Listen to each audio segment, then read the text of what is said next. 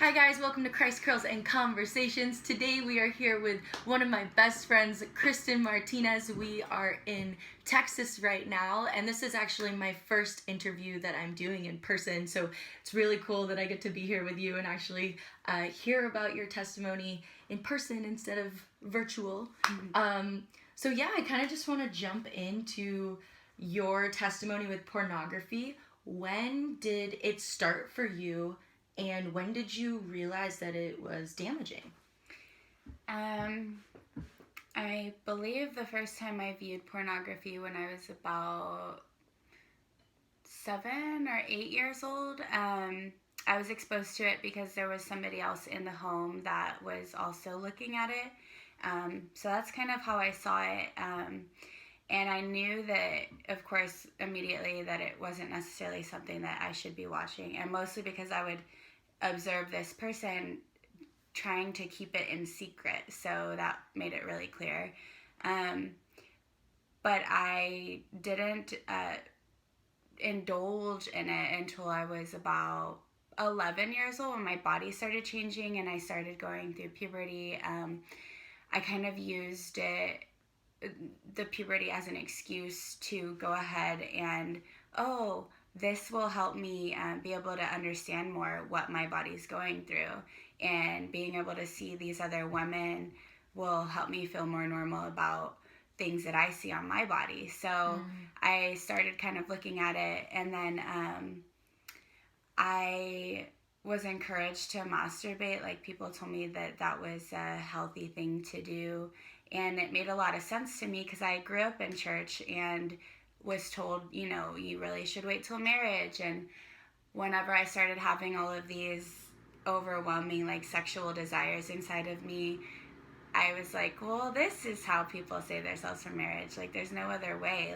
They have to be satisfying themselves in some way, have to be feeding that sexual desire. So it just made a lot of sense to me. I was holding on to it like my lifeline to save myself from marriage. But little did I know, now I understand that purity has way more to do with just physical intercourse. It's everything. Wow. Intimate, and it's not healthy for me to be having sex with myself. So that was pretty much all through middle school. I kind of fell away from it because I started going to church and wanted to take the Lord seriously 7th, 8th grade, and kind of leading into high school.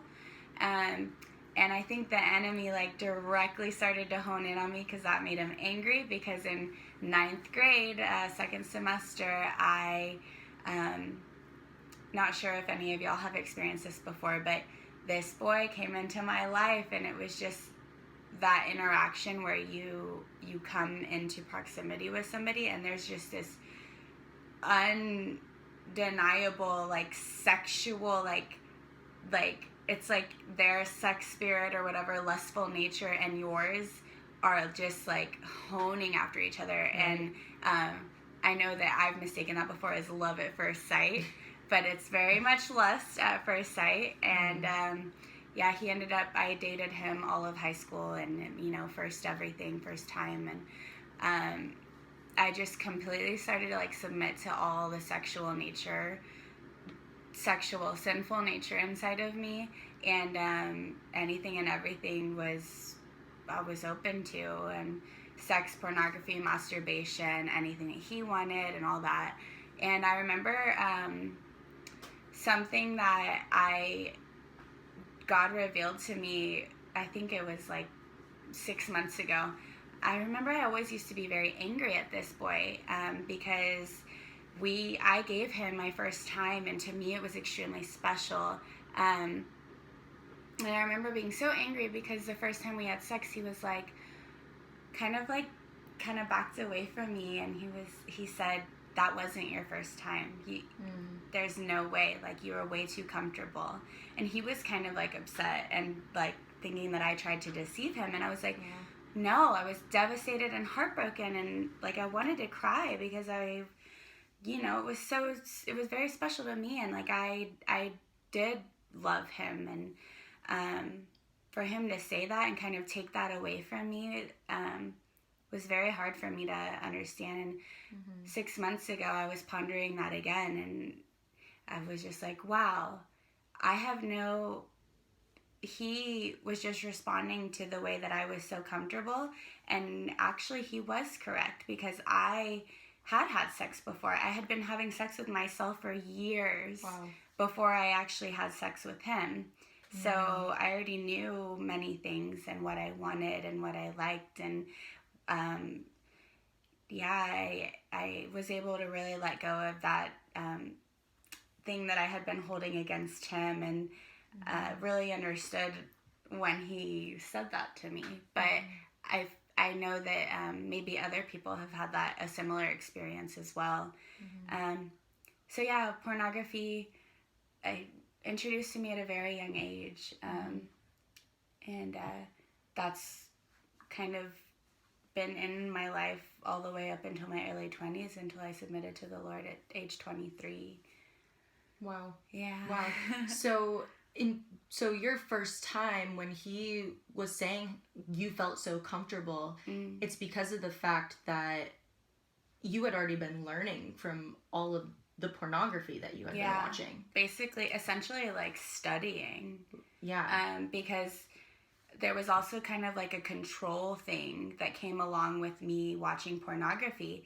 Like I said before, I was exposed to it from an older man that I saw doing it. And I remember thinking to myself, he's a grown up, and that's still what he desires for. So I can have some sort of leg up if I understand, and I can be that for whoever I end up being with, so that they don't ever have to go to anything else, because I'm being that porn star for them, or I'm being that sexual whatever. I was learning how to be a woman and how to be sexual and pleasing and desirous to men from pornography, basically. And it's such a false reality, because beauty is in the eye of the beholder. And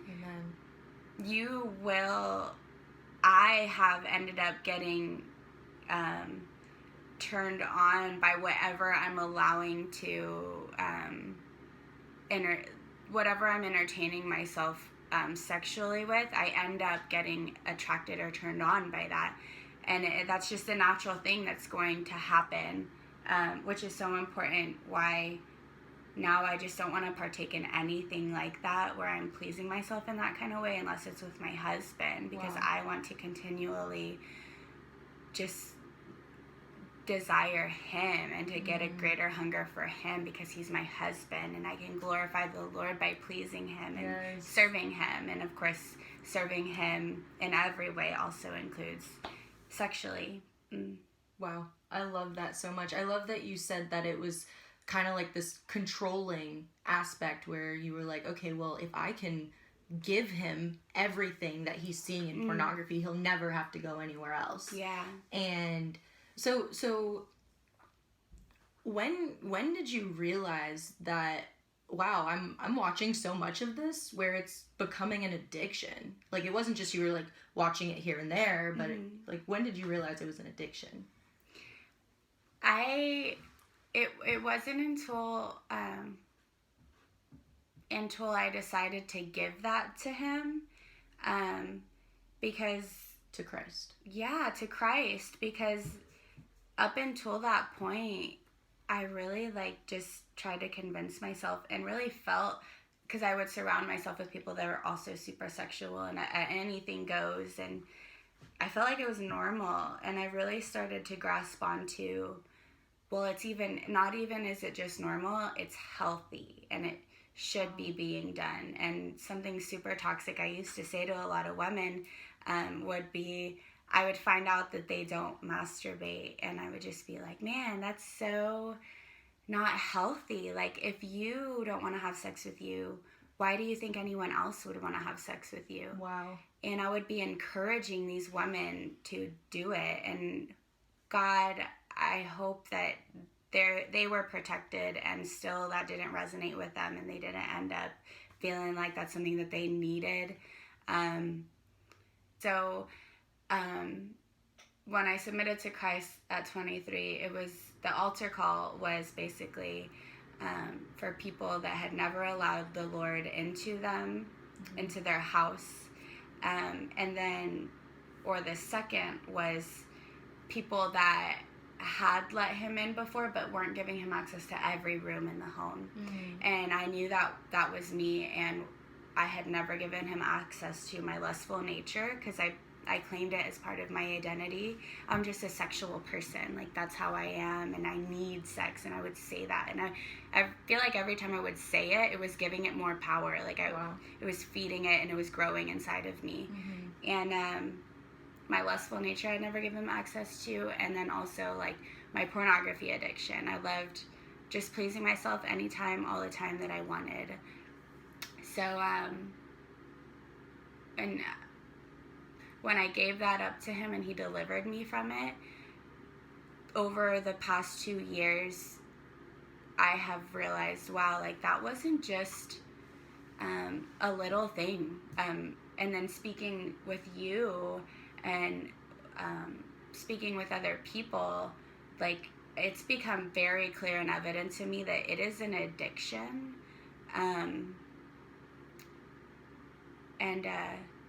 Yeah, I don't know how else to word it. It just, it shaped so many things in my life, and it crippled me from being able to have healthy relationships and have a healthy sex life, which now I know is the most healthy in the confinement of marriage.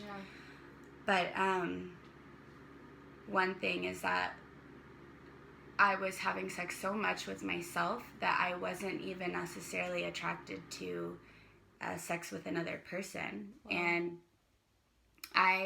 the last relationship I was in was for about 5 years. It was after my high school relationship. And towards the last 6 months, I just had no interest in having sex. And it wasn't necessarily because I wasn't attracted to him. It was just, I was more interested in having sex with myself. And that's because that's what I was training myself into. Like, that's what my body craved because I was doing it so often. And we love to understand this is something that we've learned. Even science backs all of this up, like the way that God created us. Whenever you climax, all of your senses literally latch on to everything that's happening in that moment. And that one analogy of the man whose wife isn't giving him sex and he is not being pleased, he goes out to the barn every night and masturbates, and he ends up getting what's it called? Well, because he had his boots on, right? Yeah, he would be looking down at his cowboy boots, but what's it called? Fetish. He ends up getting like a cowboy boot fetish, and every time he has sex after that, he wants to be wearing his cowboy boots. But it's a real thing, and it's like latched to his brain to be connected to that image, where now he has to climax to that all the time. Which is such a beautiful and powerful thing when you're only latching onto all things that are your spouse, because it's only creating that stronger connection with you two and intimacy when y'all have sex. But it's harmful whenever you're climaxing over and over again to yourself or to pornography, because thank the Lord I didn't end up not being able to climax without looking at the pornography. But I know I've heard testimonies of people not being able to climax unless they bring a screen into the room, or they'll have sex with their spouse that they love, but they have to turn on porn while they're having sex. Because that's the thing that they have attached to their brain. To arouse them to climax. Right. Wow. But yeah, I didn't understand that it was actually an addiction and how much it had really impacted me until after the Lord delivered me from it. Wow. So, like, after he delivered you was when you were seeing all the moments inside your life where it was like, wow, like, I had basically given my life over to pornography so much and kind of like wasted a lot of time. For sure. So that's what you were realizing during that. Yeah. Wow. Yeah. And in the same way that drugs or alcohol or any addiction that you can form, it ends up stealing a lot of your time. Because I remember there would be days when if I would have nothing to do, I would just spend the whole day wasting it away masturbating or looking at porn. Like, man, so many hours lost, you know? Yeah. Wow. I see myself in your story so much when it comes to this, from the just wasting so much, so many days just giving yourself away to pornography or masturbation, and like how much, in a sense, death and fruit it's taking away from us, just giving ourselves to something that's really not replenishing us at all. It's taking away from us. So did you tell people about the pornography addiction after you got saved? Or was it still something that was like hidden? You were actually the first person that I shared the details of, yeah, the Lord delivered me from this. And I can't remember, but definitely after I shared that with you, I became more open to sharing it with other people. And now it's more from a compassion standpoint, because I don't want anybody to go through that or to reap the harm that comes from giving yourself over to pornography. I don't want to see that impact them in that same way. Their relationships, their sex life, their marriage, just having an unhealthy view of what real intimacy is, why God created sex and how much more pleasing it is. Yeah. Which is something that really shook me, because I understand now that sex is not for my pleasure. It's for the pleasure of my spouse. If you are Christian, you're familiar with knowing that we are coming from everything at a servant posture in our heart. How can I serve this person? And in the most way with your spouse, it would be, of course, how can I please them?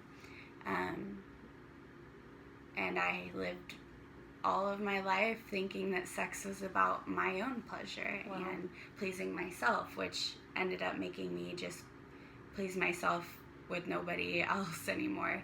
I actually began to become really isolated, and when I would have sex all the time with myself, it really made me withdraw from just people and men, because I would be like, man, I really don't need anybody. Like, I have myself. I'm an independent woman. I can care for myself, provide for myself.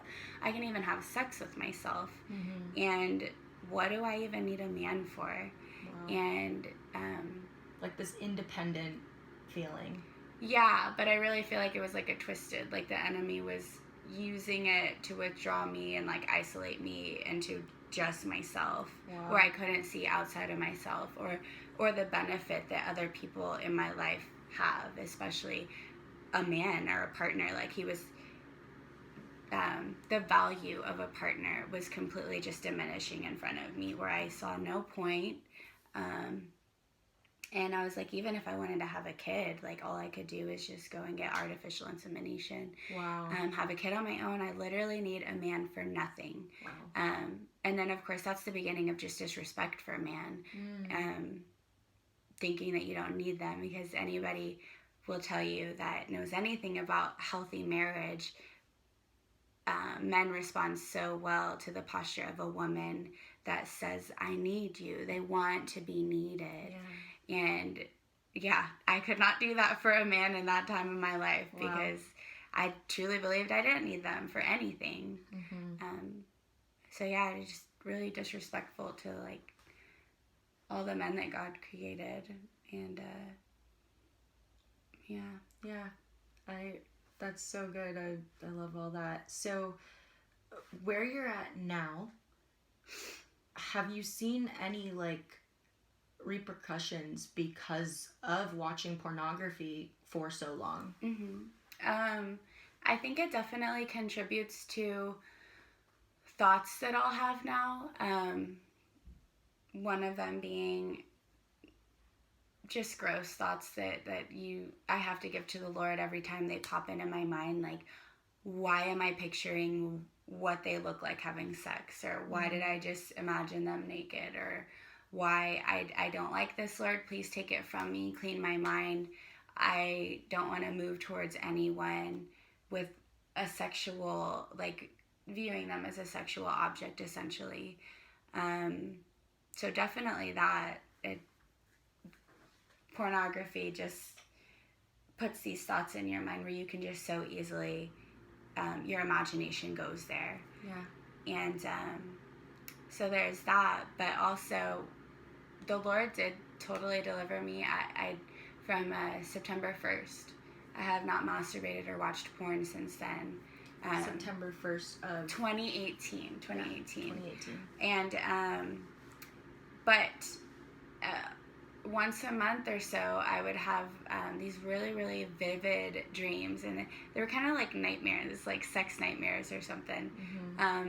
But I would wake up in the dream. Essentially, I would be going into doing the act. I would get turned on by something on my phone, or I would end up just deciding, okay, I'm going to do it. Like, it's not a big deal, whatever. And I would go into wanting to do it or beginning to. Or doing it, and I would wake up and I'd be like, oh God, thank you, it's a dream, like I'm past, that's not me anymore, that doesn't define who I am anymore. Thank you, Lord, for just praising him for removing that from me, because it's not me, it has not been me in my own strength at all.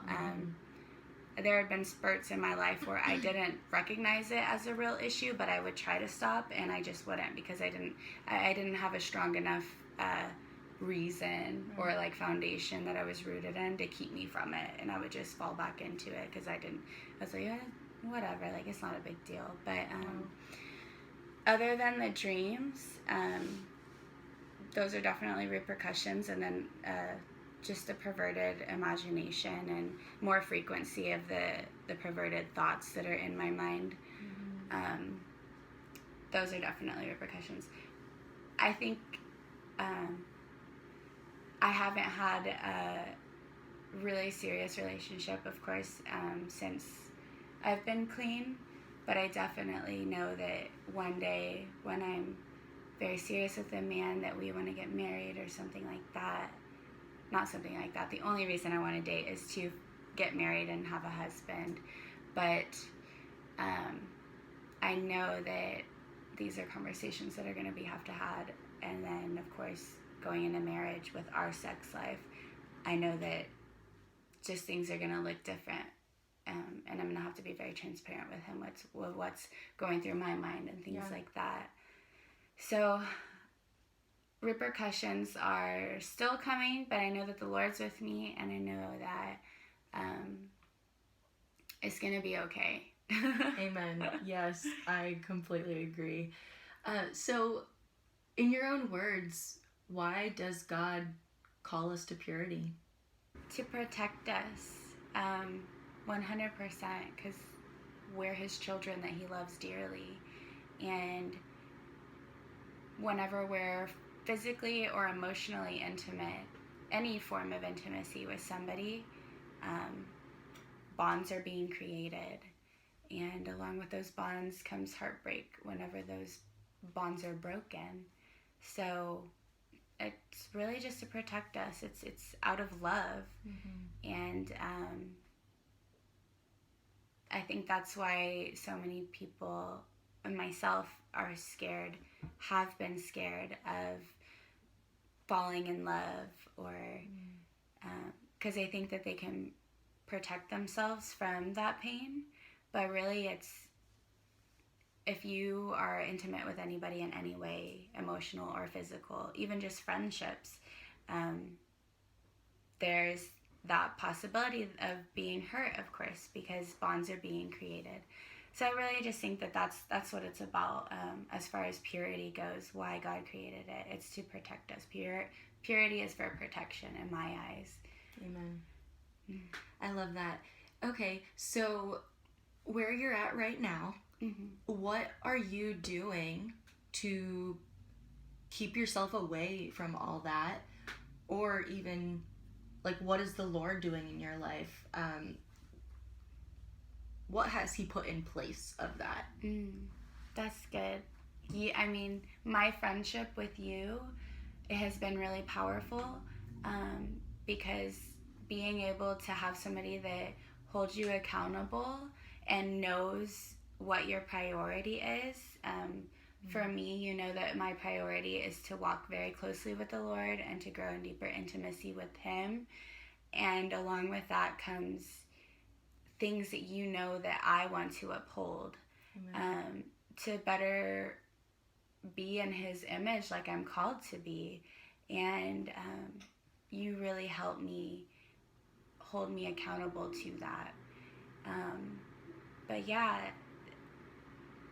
another thing is, like I said, just I always thought for so long it was about the physical intimacy, but I dated a guy, kind of getting to know him this past year for a few months, and I realized how powerful emotional intimacy is. Like, I don't just have casual sexual relationships anymore, but even without that, it was really hard to let go of the dating relationship that we had for a few months, even though we didn't physically indulge in each other.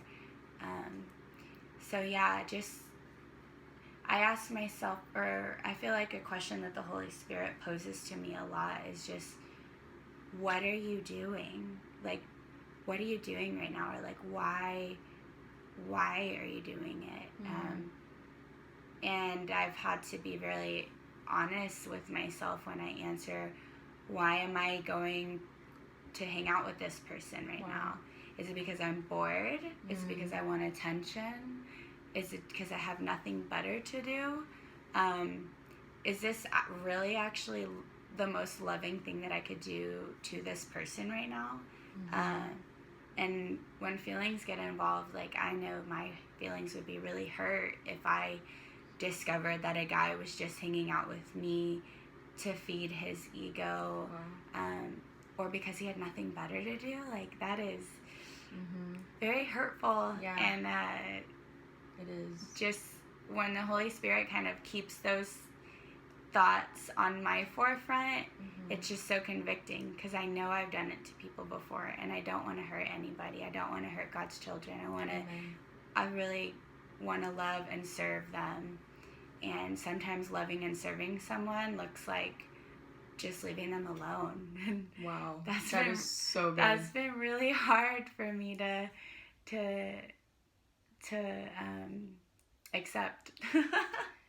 I really love that. You brought up something about, why am I going to do this? Is it boredom? Is it, like, just why? Like, what's the intention behind it? And it brought something back up for me with pornography that I was noticing in my life, so I want to know if this happened in yours as well.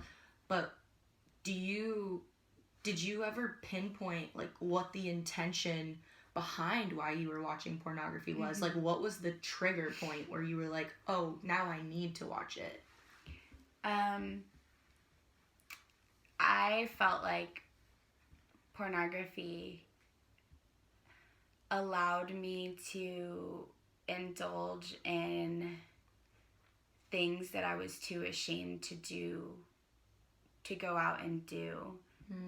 So I had curiosities and desires inside of me, and I was able to feed those through pornography.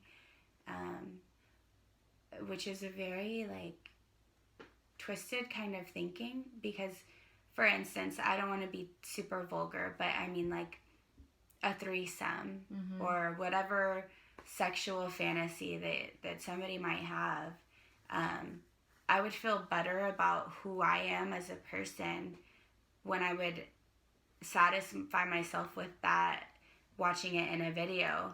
And I almost felt like it made me better than the people that are actually out here doing it in the physical, which is not, it's all the same. It's all the same. And like when Jesus says, if you even look at a woman with lust in your eyes, then you've committed adultery.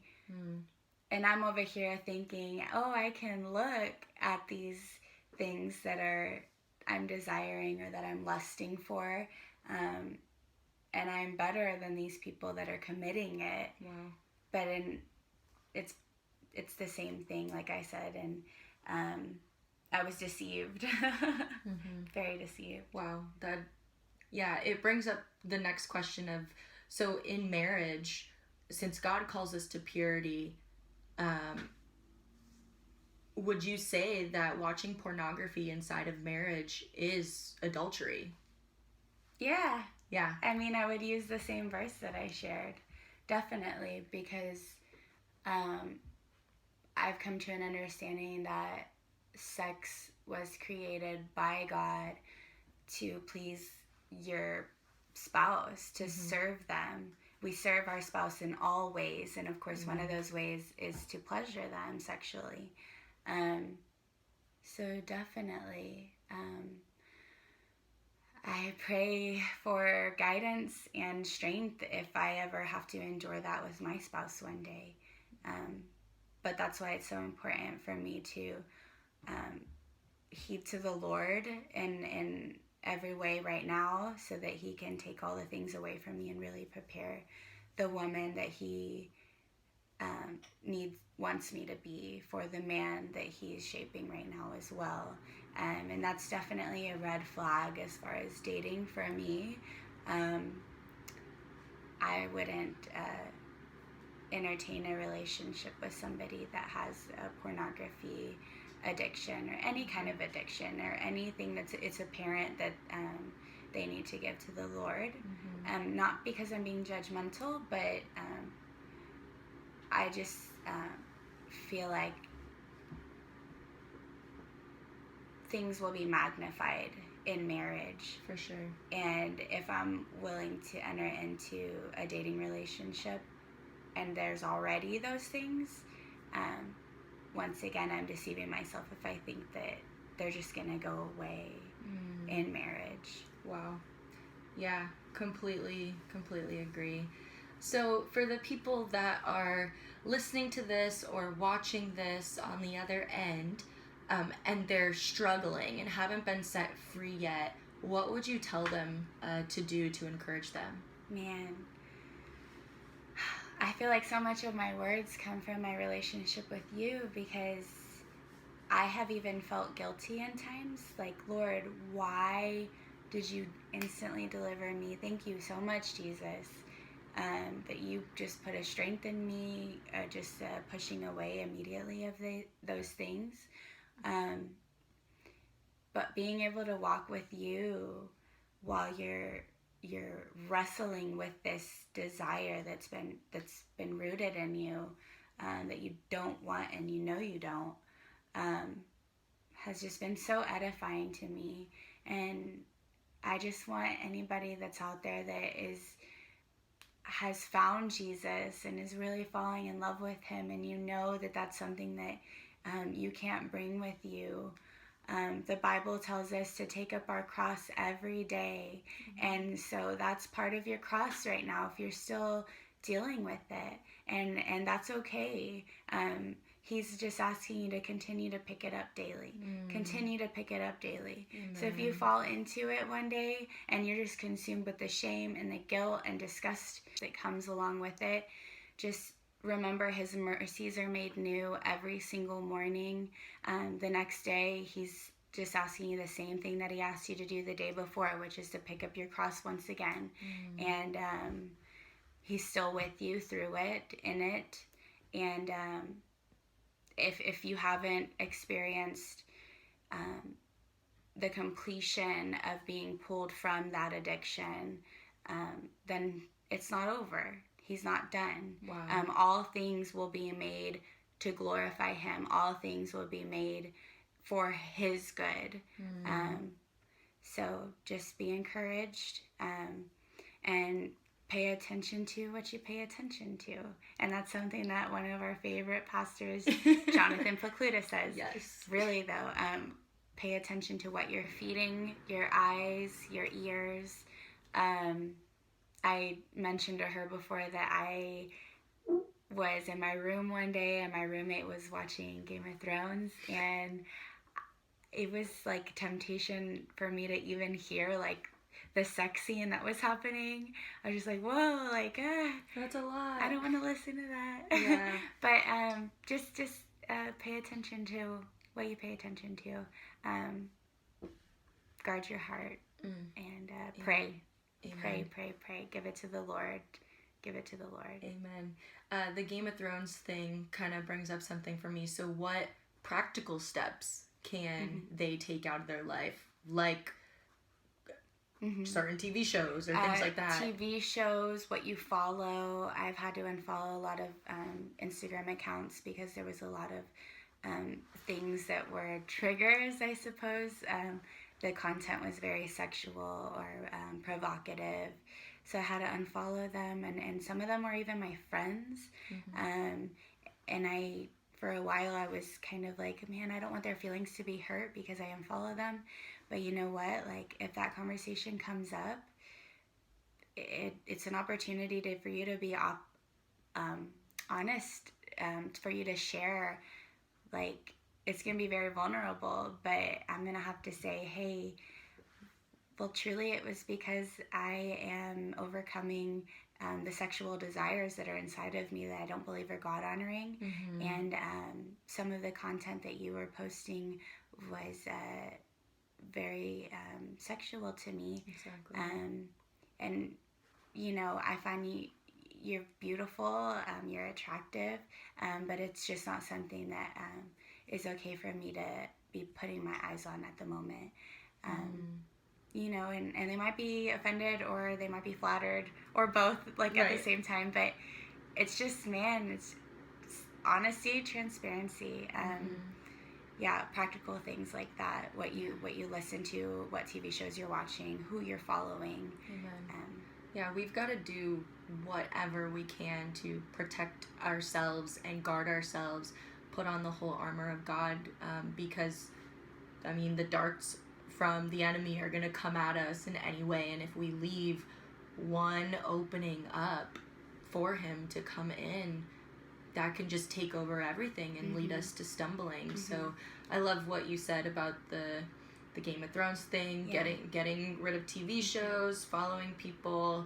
Like, we have to protect ourselves. And I mean, even Jesus, when he spent 40 days in the wilderness and the devil finally fled from him, it says, she pointed it out to me, that it's in the text, it says that it was until an opportune time he fled, but not for good. He wasn't done. He was just waiting for an opportune time to come back in and try and be a tempter.